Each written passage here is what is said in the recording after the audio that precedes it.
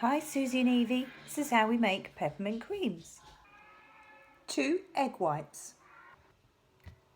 Whisk until frothy. Add 600 grams of icing sugar to the frothy egg whites. I do this in 2 stages because I can't get all the icing sugar in at once. So I measure 2 lots of 300 grams, sift it in, and then add the other 300 grams and have clouds of icing sugar everywhere. So I'll just pause while I add the next lot. Okay, that's all the icing sugar added, so to that I'm just going to put in 1/4 teaspoon of the peppermint essence, and then we've got to mix it all in gradually with a wooden spoon until it becomes soft enough that we can handle it, and then I shall put it on some greaseproof paper and roll it out. It needs to be quite a dry mixture. I used a large egg, one of my egg whites, which meant I had to add some more icing sugar because it was too wet. So for the recipe, for 600 grams of icing sugar, I'd probably use 2 small egg whites.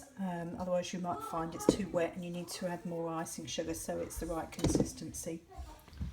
So now we've got the peppermint cream dough. I've got it sort of dry, enough to make like a dough. Put it on a sheet of greaseproof paper, which I've dusted with some icing sugar. Dust the surface with it, slap it, give it a slap. So then you're going to put the greaseproof paper over it and then roll it out till it's about 1/4 inch thick. Peel off the paper.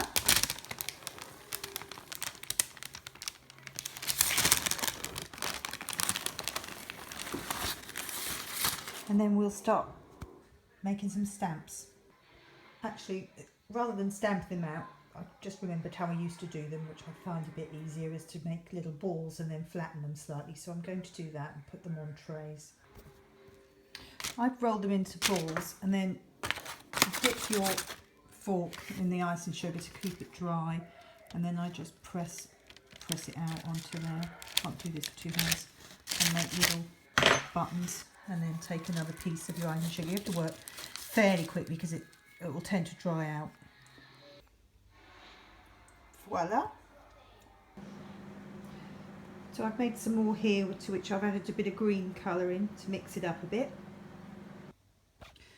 And lastly, I've finished mine with a bit of dark chocolate if you want to hone your chocolatier skills.